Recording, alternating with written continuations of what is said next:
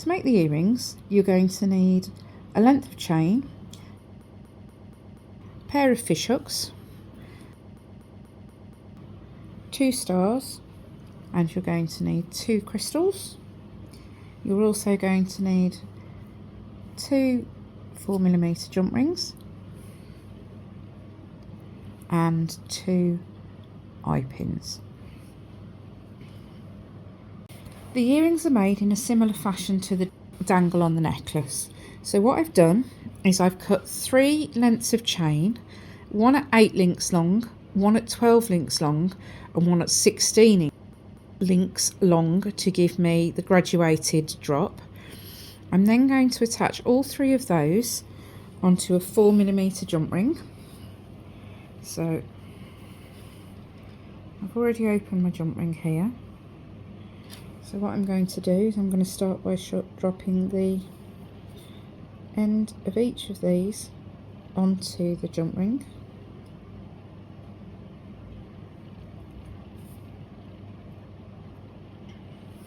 And then I'm going to close that up. Now you could, if you wanted to, put this chain directly onto the an eye pin, but I actually wanted to give the earring a bit more swing, so that's why we've made the extra connection.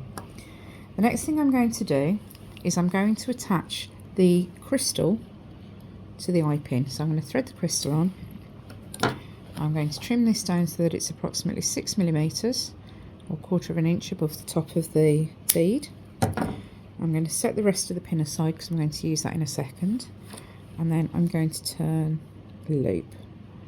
So I tend to do it by making a 45-degree angle, oops, and then rolling the eye pin, the top of the pin down so that it makes a nice neat loop.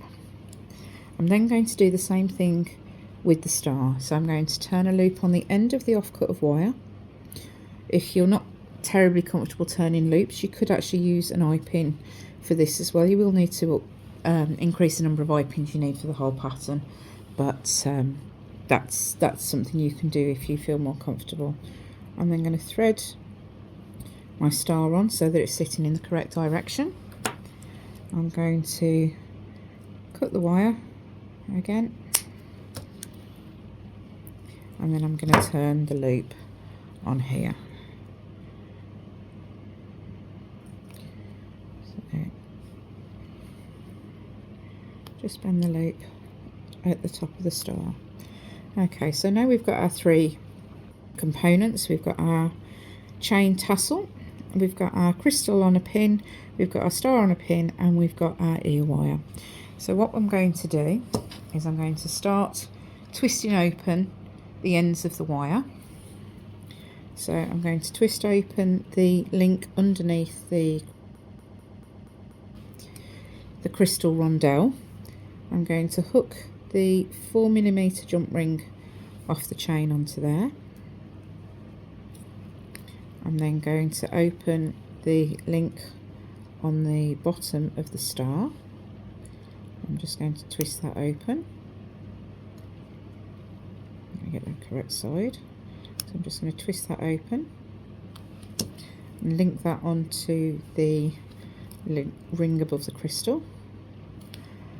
And then I'm going to open the loop on the ear wire and link that onto the star. You then repeat that with the other eye pin and bits of chain for your second earring, and then you have a pair of star crystal earrings. To make this simple wrap bracelet, you're going to need the following items. You're going to need a length of chain, you're going to need 7 eye pins, you're going to need 7 4x6 crystal ovals, you're going to need 6 5mm stars, you're going to need a clasp. I'm using a small lobster clasp and a 5mm jump ring, and you're going to need 2 4x6mm ovals to connect the clasp to the chain. We're going to start by making the links. So the links sit along the length of the chain to just space it out, and they sit around the wrist. So to do this, we're going to use the eye pins. So we're going to start by putting a crystal onto the eye pin,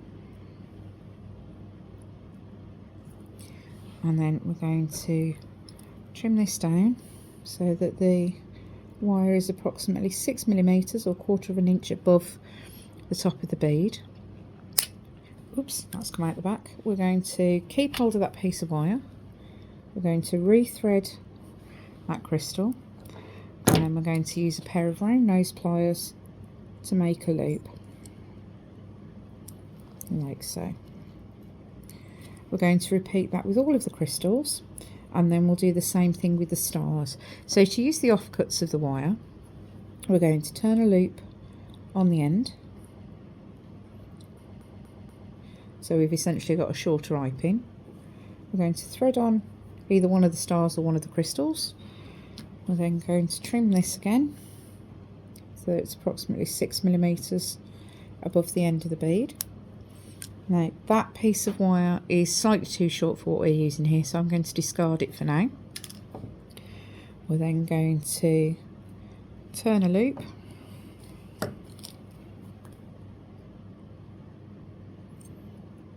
above the star,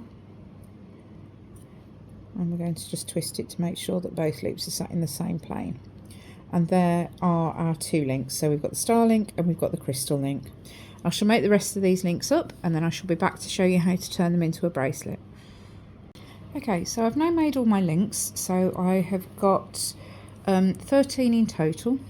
I've still got my 2 oval jump rings, my clasp, and my approximately 60 centimeters of chain. So what we're going to do for this bracelet is we're going to work from one end to the other so that we can check it and adjust it as we're going along. So if we need to make any fine adjustments to the length, then we can do that as we're going. So I'm going to start by adding the clasp to one end of the chain. So to do this, I'm going to use an oval jump ring, and I'm just going to twist that open. I'm going to go through the link on the chain, on the end of the chain, and then I'm going to go through half of the clasp. So I've just gone through the jump ring there, but it could have been the lobster, it doesn't really make any difference. I'm then going to look, and I'm going to count up approximately 14 or so links from the end of the chain, and I'm going to cut it and insert the first link. So we'll count from here.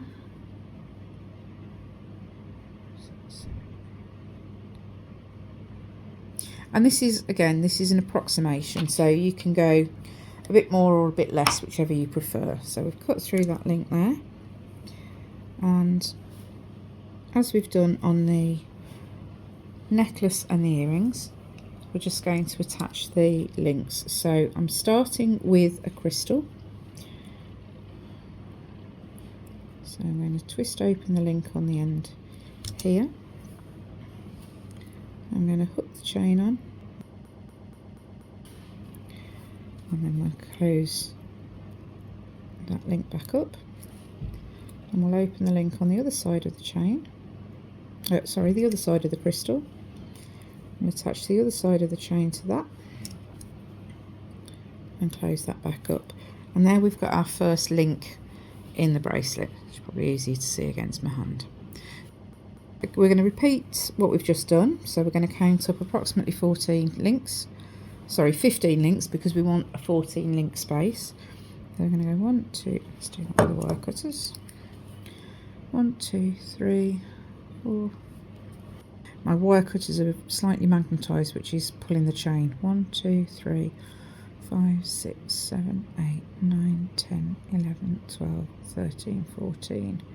So 15 is that one there. Okay, so get rid of the cut link, and this time we're going to connect using a star. I'm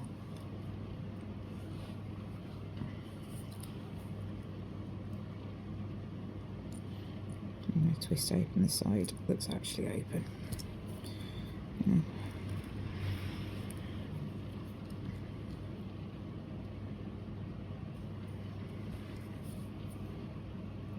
Close that up, And then again, we're going to put the other side of the star onto the cut end of the chain.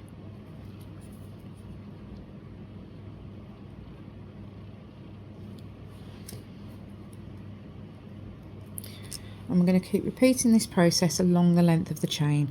But it's a good idea, because this is a wrap bracelet, to just take a minute to assess how this is going to sit. So while we've just got the 2 crystals on, or the 2 links on, I'm going to have a look and see that I'm happy with the spacing on here. So we've got them roughly, so as we go round, the other crystals and stars will sit interlinked.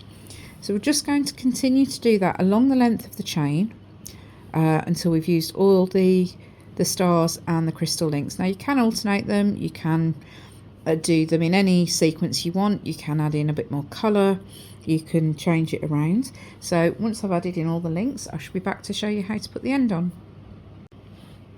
So as you can see, I've now worked along the length of the chain to add in all of the links, and once again I'm just going to wrap it loosely around my wrist and check it for length.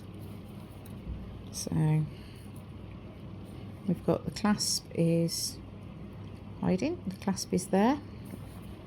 So when that comes round to link, I think I'm just going to need one more link to sit between here. So I am going to need another crystal and another eye pin. Oops.